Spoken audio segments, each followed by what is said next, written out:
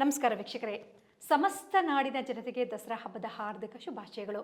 ಇದೀಗ ನವರಾತ್ರಿ ನಡೀತಾ ಇದೆ. 5ನೇ ದಿನದಲ್ಲಿ ಯಾವ ದೇವಿಯ ಆರಾಧನೆಯನ್ನ ಮಾಡಬೇಕು ಅಂತ ಹೇಳಿ ನಮಗೆ ತಿಳಿಸ್ಕೊಡ್ತಾರೆ ವೈಜ್ಞಾನಿಕ ಜ್ಯೋತಿಷ್ಯ ತಜ್ಞರಾದಂಥ ಪಂಡಿತ್ ಶ್ರೀ ಸೋಮಶೇಖರ್ ದೀಕ್ಷಿತ್ ಗುರುಜಿಯವರು. ಅವರ ಕಾರ್ಯಕ್ರಮಕ್ಕೆ ಸ್ವಾಗತಿಸೋಣ. ನಮಸ್ಕಾರ ಗುರುಜಿ, ಕಾರ್ಯಕ್ರಮಕ್ಕೆ ಸ್ವಾಗತ. ಗುರುಜಿ, ಮೊದಲನೇದಾಗಿ ಇವತ್ತು 5ನೇ ದಿನದಲ್ಲಿ ಯಾವ ದೇವಿಯ ಆರಾಧನೆಯನ್ನ ಮಾಡಿದಾಗ ನಮ್ಮೆಲ್ಲರಿಗೂ ಒಳ್ಳೆಯದಾಗುತ್ತೆ? ಶ್ರೀ ಕ್ರೋಧಿನಾಮ ಸಂವತ್ಸರೆ ದಕ್ಷಿಣಾಯನೆ ಶರದೃತು ಆಶ್ವೀಜ ಮಾಸೆ ದಿನಾಂಕ 7 ಅಕ್ಟೋಬರ್ 2024 ಸೋಮವಾರ ಶುಕ್ಲ ಪಂಚಮಿ ತಿಥಿ ಇರ್ತಕ್ಕಂಥದ್ದು. ಈ ದಿನ ಸ್ಕಂದ ಮಾತೆ ಅಂದರೆ ದೇವಿ ಬಗ್ಗೆ ಕೇಳಿದ್ರಿ ತಾವು. ಆ ದೇವಿ ಬಂದು ಸ್ಕಂದ ಮಾತಾ ದೇವಿ. ಈ ಸ್ಕಂದ ಮಾತಾ ದೇವಿಯ ಒಂದು ವಿಶೇಷತೆ ಬಗ್ಗೆ ಕೇಳಿದ್ರಿ. ಆ ಒಂದು ವಿಶೇಷತೆ ಏನು, ಆ ಸ್ಕಂದ ಮಾತೆ ಅನ್ನುವಂಥ ಹೆಸರು ಬರೋದಕ್ಕೆ ಕಾರಣ ಏನು ಅಂತ ಇವೆಲ್ಲ ಕೂಡ ಸವಿಸ್ತರವಾಗಿ ನಾವು ನೋಡಿದ್ರೆ, ನೋಡಿ, ಬಗ ಎಂದರೆ ತೇಜಸ್ಸು. ನೋಡಿ, ತೇಜಸ್ಸಿಂದ ಕೂಡಿರ್ತಕ್ಕಂತಹ ದೇವತೆ ಆಗಿರ್ತಾಳೆ. ಮತ್ತು ಭಗವತಿ ಅಂದರೆ ವಿಶಿಷ್ಟ ಯೋಗ್ಯತೆ ಇಲ್ಲ ಸ್ಪಂದನ ಅಂತ.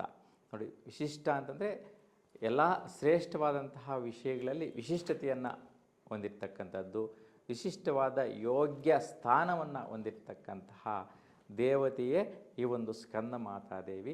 ಸ್ಪಂದನ ಅಂತಂದರೆ ಸ್ಪಂದಿಸಿರ್ತಕ್ಕಂತಹ ದೇವತೆ ಅಂತ ಹೇಳ್ಬಿಟ್ಟು, ಮತ್ತು ಬ್ರಹ್ಮದೇವ ಮತ್ತು ಭಗವತಿ ದೇವಿಯ ಸಮ್ಮಿಲನ ಅವಸ್ಥೆಯೇ ಈ ಒಂದು ಸನತ್ ಕುಮಾರ.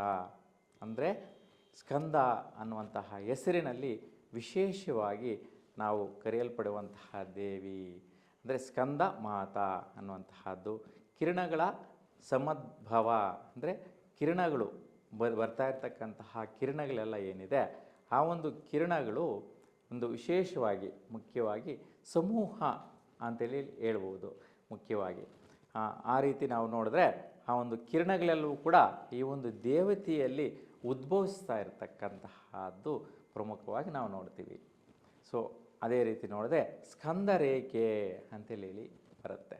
ನೋಡಿ, ಏನಪ್ಪ ಈ ಒಂದು ಸ್ಕಂದ ಮಾತೆಯ ವಿಶೇಷವಾದಂತಹ ಸ್ಕಂದ ರೇಖೆ ಅಂತಂತಂದರೆ, ಭೂಲೋಕದಿಂದ ತೆಗೆದುಕೊಂಡು ಅಂದರೆ ಸತ್ಯಲೋಕದವರೆಗೂ ಕೂಡ ಈ ಭೂಲೋಕದಿಂದ ಸತ್ಯಲೋಕದವರೆಗೂ ಕೂಡ ಈ ಒಂದು ದೇವತೆಯ ಒಂದು ಸಂಚಾರ ಒಂದು ಬಲ ಇರುತ್ತೆ. ಯಾಕೆಂದರೆ ಯಾವುದೇ ಒಂದು ದೇವತೆಗಳು ಸಂಚರಿಸಬೇಕಾದರೂ ಕೂಡ ಈ ಒಂದು ದೇವತೆಯ ಅನುಗ್ರಹದ ಒಂದು ಸ್ಥಾನ ಬಲ ಈ ಒಂದು ಭೂಲೋಕದಿಂದ ಸತ್ಯಲೋಕದವರು ಕೂಡ ವಿಶೇಷವಾಗಿರ್ತಕ್ಕಂತಹ ಸ್ಕಂದರೇಖೆ ಅನ್ನುವಂತಹದ್ದು ವಿಶೇಷವಾಗಿ ನಾವು ನೋಡ್ತೀವಿ. ಇಲ್ಲಿ ಭೂಲೋಕದಲ್ಲಿ ಸತ್ಯಲೋಕದವರೆಗೂ ಕೂಡ ವ್ಯಾಹತಿ ಅಂತ ಹೇಳ್ಬಿಟ್ಟು, ಅಂದರೆ ವ್ಯಾಹ್ಯತಿ ಅಂತೀವಿ. ಈ ಒಂದು ವ್ಯಾಹತಿಗಳ ಮೇಲೆ ಸ್ಕಂದರೇಖೆಯ ವಿಶೇಷವಾದಂತಹ ನಿಯಂತ್ರಣ ಇರುತ್ತೆ.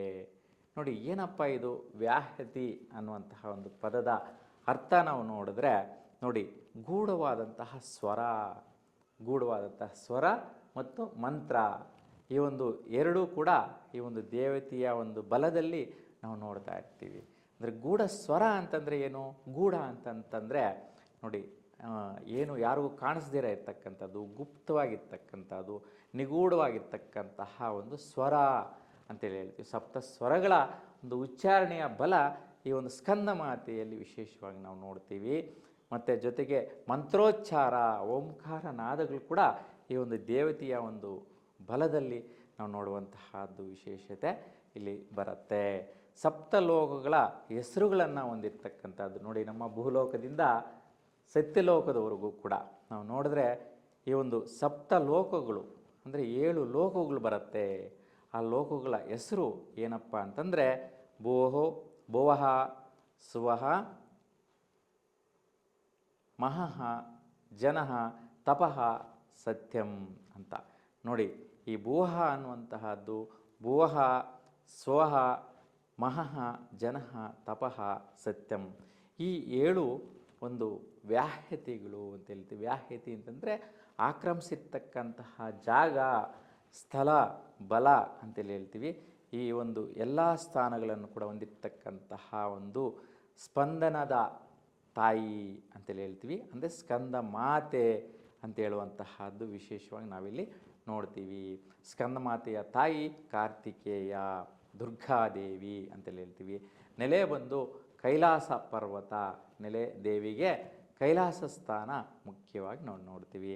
ಆಯುಧಗಳು ಕಮಲ, ಸ್ಕಂದನ ಒಂದು ಅಂಕುಶ ಹಿಡಿದಿರ್ತಕ್ಕಂಥ 2 ಕೈಗಳು ಇರ್ತಕ್ಕಂಥವಳು ಆಗಿರ್ತಾರೆ. ಸಂಗಾತಿ ಬಂದು ಶಿವನ ಸಂಗಾತಿ ಆಗಿರ್ತಕ್ಕಂತಹದ್ದು ವಿಶೇಷವಾಗಿ ನಾವು ನೋಡ್ತೀವಿ.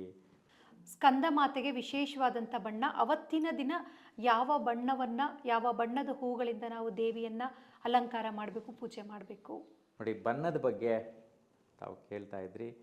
ಬಣ್ಣ, ಯಾವ ಬಣ್ಣ ದೇವಿಗೆ ಇಷ್ಟ, ಯಾವ ಬಣ್ಣದ ಅಲಂಕಾರ ಚೆನ್ನಾಗಿರುತ್ತೆ ಅನ್ನುವಂಥದ್ದು ನೋಡಿದ್ರೆ ಕನಕಾಂಬರ ಅಂದರೆ ಬಂಗಾರದ ವರ್ಣ ಈ ದೇವಿಗೆ ತುಂಬ ಪ್ರಿಯಕರವಾಗಿರುತ್ತೆ. ಹಾಗಾಗಿ ಇವತ್ತಿನ ದಿನ 5ನೇ ದಿನ ಯಾರೆಲ್ಲ ಈ ಒಂದು ಕನಕಾಂಬರ ಬಂಗಾರದ ವರ್ಣದ ವಸ್ತ್ರಗಳನ್ನು ಕೂಡ ಧರಿಸಿರ್ತಕ್ಕಂತಹದ್ದು, ದೇವಿ ಕೂಡ ಈ ಒಂದು ವರ್ಣದಲ್ಲಿ ಈ ಒಂದು ಬಣ್ಣದ ಒಂದು ವಸ್ತ್ರಗಳಿಂದ ಮತ್ತು ಅಲಂಕಾರಕೃತವಾದಂತಹ ಒಂದು ಸಲಕರಣೆಗಳನ್ನು ಬಳಸಿ ಒಂದು ಮಂಟಪಗಳನ್ನು ಮಾಡೋದರಿಂದ ಒಂದು ತುಂಬ ತೃಪ್ತಿಕರವಾದಂತಹ ದೇವಿ ಅನುಗ್ರಹ ಸಿಗತ್ತೆ. ಗುರುಜಿ, ಸ್ಕಂದ ಮಾತೆಯನ್ನು ನಾವು ಪೂಜೆ ಮಾಡುವಂಥ ಸಂದರ್ಭದಲ್ಲಿ ಯಾವ ಮಂತ್ರವನ್ನು ಪಠಣೆ ಮಾಡಬೇಕು? ಮಂತ್ರ ಅನ್ನುವಂತಹದ್ದು ಈ ಒಂದು ಸ್ಕಂದ ಮಾತೆಯ ಒಂದು ಬಲ ತುಂಬ ಪ್ರಧಾನವಾಗಿ. ಈ ಒಂದು ಶ್ಲೋಕವನ್ನು ಯಾರು ಪಠಣೆ ಮಾಡ್ತಾರೆ, ಯಾರು ಹೇಳ್ಕೊತಾರೆ ಅಂತಹವರಿಗೆ ಖಂಡಿತವಾಗಿಯೂ ಕೂಡ ಈ ಒಂದು ದಿನ ನಿಮಗೆ ಈ ವರ್ಷ ಪೂರ್ತಿ, ಮುಂದಿನ ಜೀವನ ಪೂರ್ತಿ ತುಂಬ ಯೋಗ ಪ್ರಾಪ್ತಿಗಳು ಸಿಗುವಂತಹದ್ದು, ಅನುಗ್ರಹ ಪ್ರಾಪ್ತಿಗಳು ಸಿಗುವಂತಹದ್ದು. ಅಂತಹ ಶ್ಲೋಕ ಏನಪ್ಪ ನೀವು ಹೇಳ್ಕೋಬೇಕು ಅಂತಂತಂದರೆ ನೋಡಿ, ಸಿಂಹಾಸನ ಗತಾ ನಿತ್ಯಂ ಪದ್ಮಾಶ್ರಿತಕರ ದ್ವಯ ಸುಭದಾಸ್ತು ಸದಾದೇವಿ ಸ್ಕಂದಮಾತಾ ಯಶಸ್ವಿನಿ. ಮತ್ತೊಮ್ಮೆ ಹೇಳ್ತೀನಿ, ಸಿಂಹಾಸನ ಗತಾ ನಿತ್ಯಂ ಪದ್ಮಾಶ್ರಿತಕರದ್ವಯ ಸುಭದಾಸ್ತು ಸದಾದೇವಿ ಸ್ಕಂದಮಾತಾ ಯಶಸ್ವಿನಿ. ನೋಡಿ, ಈ ಒಂದು ಮಂತ್ರೋಚ್ಚಾರವನ್ನು 27 ಬಾರಿ ನೀವು ದೇವತಾರಾಧನೆ ಮಾಡಿದಾಗ, ನಿಮ್ಮ ಮನೆಯಲ್ಲಿ ದೇವತಾ ಪೂಜೆಯನ್ನು ಮಾಡಿದಾಗ, ಈ 5ನೇ ದಿನ ಸ್ಕಂದಮಾತೆಯ ಪೂಜೆ ಮಾಡುವಾಗ ಈ ಶ್ಲೋಕವನ್ನು ನೀವು ಹೇಳ್ಕೊಳ್ಳಿ. ನಿಮಗೆ ಖಂಡಿತವಾಗಿಯೂ ಕೂಡ ದೇವತೆಯ ಒಂದು ಅನುಗ್ರಹ, ಸಾತ್ವಿಕವಾದಂಥ ಶಕ್ತಿ ನಿಮಗೆ ಖಂಡಿತವಾಗಿಯೂ ಕೂಡ ಸಿಗತ್ತೆ. ಸ್ಕಂದ ಮಾತೆಯನ್ನು ವಿಶೇಷವಾಗಿ ನಾವು ಪೂಜೆ ಮಾಡಿದಾಗ ನಾವೆಲ್ಲರೂ ಯಾವ ಅನುಗ್ರಹಕ್ಕೆ ಪಾತ್ರವಾಗ್ತೇವೆ? ನೋಡಿ, ಈ ಒಂದು ದೇವಿಯ ಅನುಗ್ರಹ ನೋಡಿದ್ರೆ, ಈ ಒಂದು ಸ್ಕಂದ ಮಾತಾ ಅನುಗ್ರಹವು ಈ ಒಂದು ಪ್ರತಿಯೊಬ್ಬರಿಗೂ ಕೂಡ ಪೂಜೆ ಮಾಡದಿರಲಿ ಪ್ರತಿಯೊಬ್ಬರಿಗೂ ಕೂಡ ಒಳಿತನ್ನು ಬಯಸುವಂತಹ ದೇವಿ ಆಗಿರ್ತಾಳೆ. ವಿಶೇಷವಾಗಿ ಮಕ್ಕಳಿಂದ ಹಿಡಿದು ಸ್ತ್ರೀಯರವರೆಗೂ ಕೂಡ ಶ್ರೇಷ್ಠವಾದಂತಹ ಫಲಗಳನ್ನು ಕೊಡುವಂತಹದ್ದು. ಮೊದಲನೇದಾಗಿ ಸಾತ್ವಿಕವಾದಂತಹ ಶಕ್ತಿ. ಸಾತ್ವಿಕ ಅಂತಂದರೆ ಏನು ಅಂದರೆ ಕೆಟ್ಟದಾದಂತಹ ಕಲ್ಮಶಗಳು ಇಲ್ದಿರ ಇರ್ತಕ್ಕಂತಹದ್ದು, ದುಷ್ಟ ಮನಸ್ಥಿತಿ ಇಲ್ದಿರ ಇರ್ತಕ್ಕಂತಹದ್ದು. ಅಂದರೆ ಸಾತ್ವಿಕವಾದಂತಹ, ಯಾವಾಗಲೂ ಒಳಿತು ಒಳ್ಳೆಯದನ್ನು ಮಾಡುವಂತಹ ಶಕ್ತಿಯ ಒಂದು ಬಲ ಈ ದೇವಿ ಕೊಡ್ತಾಳೆ. ಮತ್ತು ಚಿಕ್ಕ ವಯಸ್ಕರಿಗೆ, ಚಿಕ್ಕ ಚಿಕ್ಕ ಮಕ್ಕಳಿಗೆ, ಯಾಕೆಂದರೆ ಸ್ಕಂದ ಅಂತಂದ್ರೇ ಸುಬ್ರಹ್ಮಣ್ಯ ಸ್ವಾಮಿ ಅಂತ ಹೇಳ್ತೀವಿ. ಅದಕ್ಕೆ ಬಾಲ್ಯ ವ್ಯವಸ್ಥೆಯಲ್ಲಿರ್ತಕ್ಕಂತಹ ಸ್ಕಂದನು ಅಂತ ಹೇಳ್ತೀವಿ. ಬಾಲ್ಯಾವಸ್ಥೆಯಲ್ಲಿರ್ತಕ್ಕಂತಹ ಸುಬ್ರಹ್ಮಣ್ಯ ಅಂತೀವಿ. ಆ ಒಂದು ರೀತಿಯಲ್ಲಿ ಇರ್ತಕ್ಕಂತಹ ಎಲ್ಲ ಮಕ್ಕಳಿಗೂ ಕೂಡ ಉತ್ತಮವಾದಂತಹ ಫಲ ಮತ್ತು ತಾಯಂದಿರಿಗೆ ಶ್ರೇಷ್ಠವಾದಂತಹ ಪ್ರತಿಫಲಗಳನ್ನು ಅನುಗ್ರಹಿಸ್ತಾಳೆ ಈ ದೇವಿ. ಅದೇ ರೀತಿ ಬ್ರಹ್ಮ ಚೈತನ್ಯ ಅನುಗ್ರಹಿಸ್ತಾಳೆ. ನೋಡಿ, ಮಕ್ಕಳಿಗೆ ಮುಖ್ಯವಾಗಿ ನೋಡಿ, ಸ್ಕೂಲಿಗೆ ಕಳಿಸ್ತೀವಿ, ನಮ್ಗೆ ವಿದ್ಯೆನೇ ಅಂಟೋದಿಲ್ಲ, ಬುದ್ಧಿನೇ ಬರ್ತಾಯಿಲ್ಲ, ಎಷ್ಟು ಹೇಳ್ಕೊಟ್ರು ಅವನಿಗೆ ಅರ್ಥನೇ ಆಗ್ತಾಯಿಲ್ಲ ಅಂತ ತಂದೆ ತಾಯಿಯರು ಗೋಳೈಕೊತಾ ಇರ್ತಾರೆ. ಟ್ಯೂಷನ್ಗೆ ಹಾಕ್ತಾರೆ, ಅಲ್ಲಿ ಗಲಾಟೆ, ಮಕ್ಕಳ ಜೊತೆ ಸೇರ್ಕೊಂಡು ಟೈಮ್ ವೇಸ್ಟ್ ಮಾಡ್ಕೊತಾರೆ ಹೊರತು ಜ್ಞಾನ ಬುದ್ಧಿ ಮಾತ್ರ ಬರೋದಿಲ್ಲ. ಅವರ ಒಂದು ಜಾತಕ ರೀತ್ಯ ಕೂಡ ಈ ಒಂದು ಯೋಗ ಫಲ ಬರಬೇಕು, ಈ ದೇವತೆಯ ಒಂದು ಅನುಗ್ರಹ ಕೂಡ ಬೇಕು. ಹಾಗಾಗಿ ಬ್ರಹ್ಮ ಚೈತನ್ಯ ಅಂತಂತೀವಿ. ಬ್ರಹ್ಮ ಚೈತನ್ಯ ಅಂತಂದರೆ ಬ್ರಹ್ಮದೇವರಿಗಿರುವಂತಹ ಒಂದು ಜ್ಞಾನದ ಚೇತರಿಕೆ, ಚೈತನ್ಯ ಈ ಒಂದು ಮಕ್ಕಳಿಗೆ ಬರುವಂತಹದ್ದು ವಿಶೇಷತಃ ಸಿಗತ್ತೆ. ಹಾಗಾಗಿ ಜ್ಞಾನ, ಬುದ್ಧಿ, ಶಕ್ತಿ, ಯುಕ್ತಿ ಇವೆಲ್ಲವೂ ಕೂಡ ಈ ಒಂದು ಬ್ರಹ್ಮ ಚೈತನ್ಯದಲ್ಲಿ ವಿಶೇಷವಾಗಿ ಲಭಿಸುವಂತಹ ಅನುಗ್ರಹ ಈ ಒಂದು ಸ್ಕಂದ ಮಾತೆಯಿಂದ ಮುಖ್ಯವಾಗಿ ದೊರೆಯುತ್ತೆ.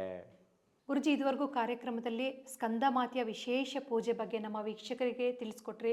ಹಾಗೆಯೇ ಬಹಳಷ್ಟು ಭಯ ಭಕ್ತಿಯಿಂದ ಪೂಜೆಯನ್ನು ಮಾಡಿದಾಗ ಆ ತಾಯಿ ನಮ್ಮೆಲ್ಲರಿಗೂ ಒಲಿತಾಳೆ, ಜೊತೆಗೆ ಆರೋಗ್ಯ ಐಶ್ವರ್ಯ ಎಲ್ಲವನ್ನು ಸಹ ಕೊಡ್ತಾಳೆ ಅಂತ ಹೇಳಿ ವಿಶೇಷವಾಗಿ ಮಾಹಿತಿಯನ್ನು ನೀಡಿದ್ದಕ್ಕೆ ನಮ್ಮ ಎಲ್ಲ ವೀಕ್ಷಕರ ಪರವಾಗಿ ಧನ್ಯವಾದಗಳು Guruji. Thank you so much Guruji.